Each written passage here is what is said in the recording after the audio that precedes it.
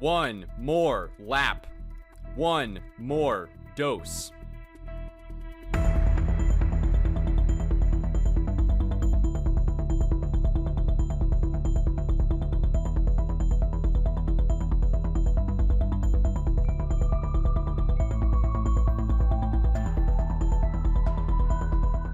Okay, we're gonna play it safe. We're gonna wait for this to tick down. We're gonna use our last agility dose right here, and we're gonna pray that this works. Here we go.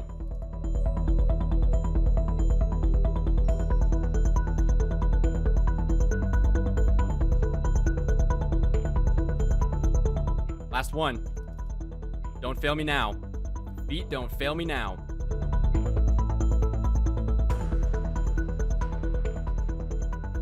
We're home free. We did it. Oh, man. My heart is pounding out of my throat right now. Oh, man. Never, ever in my life have I wanted a grind to be over as much as this one. Not even my 1,300 hours of Slayer. You think 1 to 77 runecrafting is bad? Why don't you try 1 to 70 agility on the Edgeville monkey bars? Because that is true masochism, people. Here we go. Trading it in right now. Here we go. There it is. Goodbye. Oh, 70 agility, man. Oh, God. What an awful grind that is. Absolutely awful grind. But it's done. We now have access to the Dorgeshan agility course here without having to boost with agility potions. And, most importantly, the Taverley Dungeon pipe shortcut, which is going to have the time that it takes to get to Cerberus now. That's it. 70 agility. Another base 70 stat. Oh, man. That's done. Oh, thank the Lord that's done. Hey everybody, this is Caveman only, and welcome to episode 29. As you just witnessed, I've achieved 70 agility after roughly 60 hours of Edgeville monkey bar training, so I'm here doing some celebratory laps of Dorgeshan agility right now. This course is in the Dorgeshan South Dungeon, a place where most of you have probably never been before, and this is my new agility training meta. This course used to actually be the agility meta from 70 to 99 prior to the rooftop agility courses being added, but nobody comes here anymore since you don't get marks of grace here. Getting level 69 to 70 here was a huge deal for me because it saved me roughly 6 hours or so of extra edge monkey bar training by boosting with agility potions that I collected from Jekyll in the last episode. I had a pretty clutch finish, as you saw, using my final dose of agility potion to cross all the obstacles without failing to polish off the final level. This course is pretty great though. Basically all you have to do is talk to Turgle upstairs in the northeast corner of the dungeon. He assigns you a piece of machinery to collect from the opposite end of the course. You're given 2 choices of items because there are 2 different routes to get to the other end, but one of them requires a crossbow and mithril grapple, neither of which I have, and gives a lot less agility XP, while the other one's just normal agility and is the more rewarding training method, so that's the one I use. Pass through all the obstacles like normal, collect the item from the end at the boiler, and then return back to Turgle for a hefty 2,400 agility XP drop, which is pretty awesome. Like most other courses, there is a decent chance you can fail any obstacle along the way, so if you have the item in your inventory when you fall, it'll break, and you have to run back and get a new one before giving it to Turgle. If you ever want to try it out sometime, all you need is 70 agility, and you can use the fairy ring code AJQ to get down here. Anyway, that's enough about agility for now, so let's talk about the raids checklist. In the last episode, I polished off all of the farming and prayer levels needed for raids, as well as obtaining the Jagex Talisman. Now it's time to focus up and start knocking some more items off this checklist so we can finish this boring stuff and get on with Chambers of Xerath. Here we go. 76 cooking. Hashtag make uncooked eggs filtered again. Okay, look, here's the deal. I honestly cannot do this cooking grind. I really can't. It feels weird saying this, but I think I actually hate training cooking more than agility. I mean, maybe it's because I'm used to cooking being such a fast skill, but honestly, this just sucks. It's so click intensive. It's pretty bad XP per hour, and especially just after coming off of like 35 hours of edge monkey bars in a week, I'm ready to alk myself, honestly. So I'm going to take a break from scrambled eggs for a while, and we're going to try out some BA high gambles instead to try and get lucky on some cooked sharks there. Oh, and thanks to Modash for filtering the scrambled egg message as well. You the real MVP.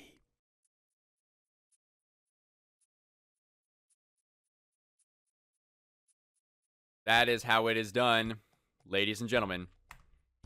I have just maxed out my attacker honor points. First time I've done that on any account, getting 5,000 points in any given roll. And now it is time for me to do a few things. We're going to spend points on gambles.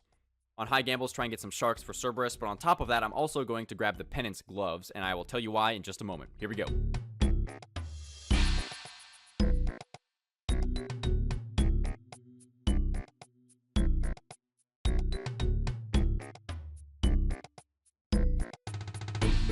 Honestly, some of the worst loot I could have gotten from a total of about 5 hours of Barbarian Assault today. That's really bad. I can't use any of the helms. 7 Ran RCs that I can't plant. 750 coal I didn't ask for. I already have 3,000 Limport roots. I have over 60 rune kite shields and a few law runes. So that is honestly terrible for all of that work today. No sharks. And that's another dud day of Barbarian Assault. But the good news is that I got these penance gloves. And the good news is that if you take a look at my weight right here, removes 4.5 kilograms worth of weight, which will come in handy for some Dorgashkhan agility training in the future. But I'm sad to say that I think we're going to have to carry on with some scrambled egg POH cooking now. Nope. We are not going to do that, and I will tell you why right now with a little math. Let's do some back-of-the-envelope calculations regarding Cerberus for a moment, just for fun. If you don't want to listen to this math rant, you can skip ahead, okay? Thanks. So there are 3 parts to this. The pre-Cerberus prep, the kills themselves, and the post-Cerb training. For the pre-Cerb prep, I know I need 76 to 80 cooking to cook sharks. With scrambled eggs, I achieve roughly 25k XP an hour, which equates to roughly 26 hours of training to level 80. Now on to Cerberus. With average luck, the primordial crystal that I'm after is a 1 in 512 drop rate. With my gear, let's assume I get 2 kills per trip on average. That's 256 trips. Each one takes about 10 minutes total, including prep, actually getting there and doing the kills. That's nearly 45 hours of just killing Cerberus with average luck. But that doesn't even include supplies, so what about those? Potions aren't really much of an issue, but where do I get those prayer pots and sharks? The answer is water fiends. On average, I obtain about 10 noted snapegrass per hour, as well as about 20 raw sharks per hour. 20 raw sharks an hour, and I need approximately 5,000 of those for the 512 kills. That's roughly 250 hours of camping water fiends alone. And that's assuming I don't burn a single shark that I cook, so it'd probably end up being even longer. And we haven't even gotten to the post-Cerb prep yet. Let's say with average luck, I managed to get the Prim Crystal within 512 kills, okay? Now, I need the Runecrafting level to attach it to the Dragon Boots, which means I need to go and do 1 to 60 Runecrafting in one go at ZMI.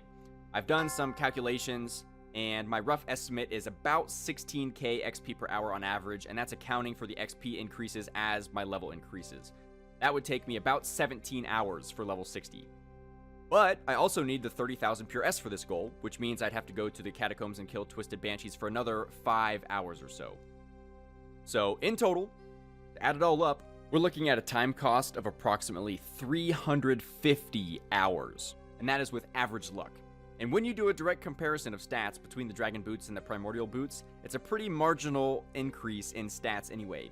So I think it's safe to say that I feel pretty okay about postponing Cerberus to some other time later on down the road, and I hope you agree too. Now, in lieu of this goal, I want to focus on an upgrade that's going to be even more meaningful. That is the Drake's Claw attachment to the Boots of Stone to create my new best-in-slot ranged and magic boots, the Boots of Brimstone. If you look closely at the stat differences between Frog Leather versus Brimstone boots, in comparison to the difference between Dragon versus Primordial boots, you'll see that the stat difference is actually quite a bit more significant for the ranged boots than the melee boots. So the Drake's Claw is now the new goal. The dev team also just released the rates for all of the new Mount Karulm unique drops, and it was just revealed that the Drake's Claw is a 1 in 512 drop on task, and a 1 in 2,560 drop chance off task, 5 times rarer. So I'm going to pray for a Drake task from Neve when I visit her every 10 tasks while I'm slaying. But first, we're going to do one final farewell Cerberus kill.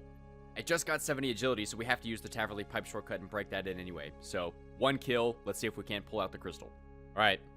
This is a big deal. My first time ever using the Taverly Pipe shortcut on Caveman. Here we go.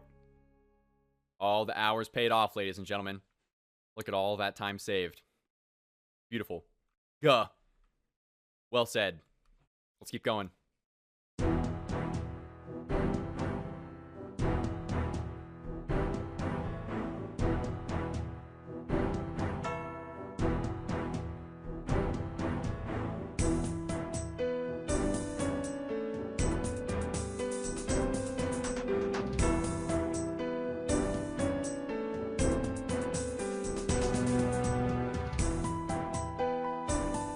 Well, I guess we're not raiding with primordial boots yet.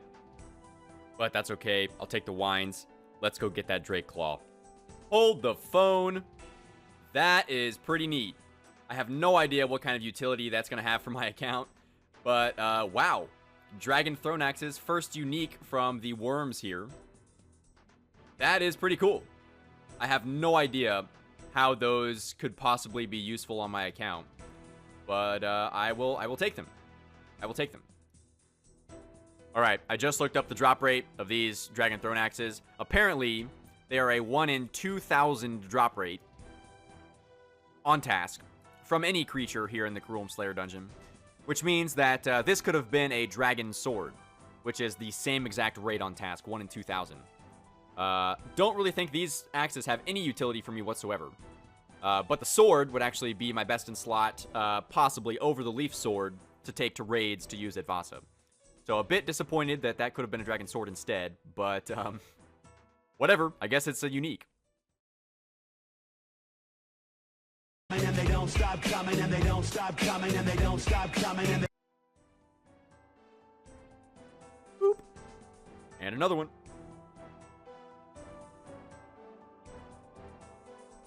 I had to look this up, but it's been 5 months since I got a magic level. 85, it's a pretty nice one. Can't use any of the spells, but I guess that means more magic defense for raids. 1 fletching level, 1 slayer level, 1 crossbow string. Stand between me and the Chambers of Zarek. There we go. 76 fletching. Many, many hours of unstrung iron crossbows have been completed for this moment, which now means we can make amethyst broad bolts. That is one of the goals for the raids checklist. We're going to go make those right now. After that, we can knock both of those items off of the raids checklist, which means we only have 1 level to go until we are raids ready. Look at the fletching XP, dude. Oh my goodness. I have nearly 2 stored fletching levels here, just in amethyst broad bolts alone, so I will be back shortly after I have made all of these bolts. Easiest fletching level of my life, and we have 1 more to go, I think. In between Slayer tasks here, gonna pop out a quick level. Boom. 75 prayer. 3/4 of the way there. Oh, I can make an Elysian Spirit Shield. I guess it's time to go to Corp now. Just kidding.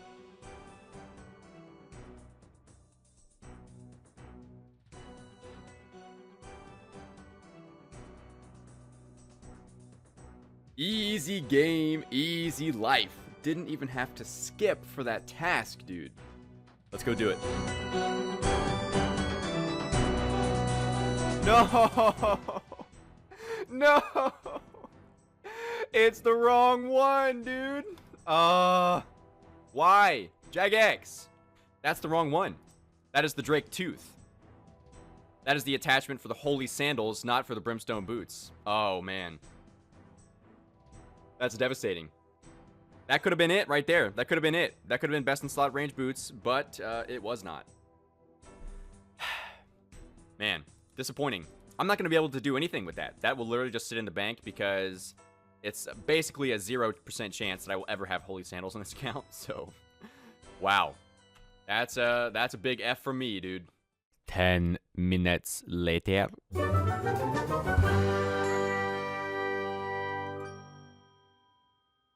We got it. Oh my god. Oh my god. Oh my god. Get out. Get out. Get out. Get out. Oh shit. Oh my god. Oh dude.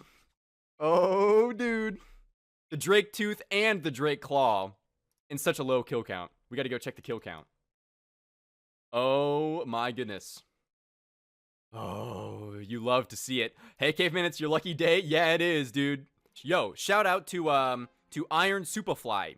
He just ran into me and said, just watched one of your vids for the first time ever. And there was a guy watching your vids and saw you in game, and the same thing happens to me. Dude, shout out to you. Here we go. Making the boots. This cannot be reversed. Oh, man. Proceed with the alchemical combination. That's it. Boots of Brimstone right there, baby. Best in slot range boots. Let's freaking go, dude. Check this out, man. Boom. Fashionable. Holy guacamole. I can't believe it. That's it, man. That is the last RNG goal on the list before we get to raids. Look at the stat difference here. This is incredible. Frog leather boots, negative mage attack, and 2 range attack bonus. Look at these brimstone boots. That is a difference of 11 mage attack and 3 range attack, as well as +3 stab and better defensive bonuses. So, not only are these my best in slot range boots, but these are best in slot magic boots over mystic as well. Let's check the Drake kill count. Only 116 Drakes for both the Tooth and the Claw. Never been dry of a single PVM item in my entire account's history so far, and that's not ending today. I love this account, man. In total, here's the beautiful Drake loot on the day. 73 Drakes on the task. Unbelievable. We got the Drake Tooth and the Drake Claw today, which is just unreal. So, Drakes are finished. I have no excuse to do Drakes anymore. And all that's standing between me and raids is 1 Slayer level and a crossbow string for a rune crossbow. What a great day. We got the Brimstone boots earlier, and there's no better time than now for this farm run.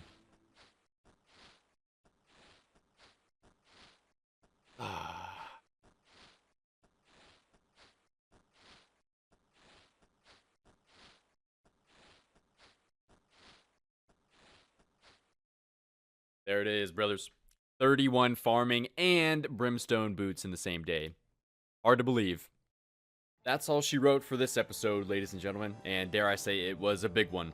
We knocked out 2 more big level grinds, 70 agility and 76 fletching, and on top of that we got some new fancy toys as well, namely the Drake's Claw for the Brimstone boots and the Amethyst broad bolts.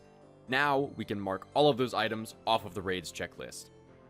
And now that those things are done, this is all we have left, people.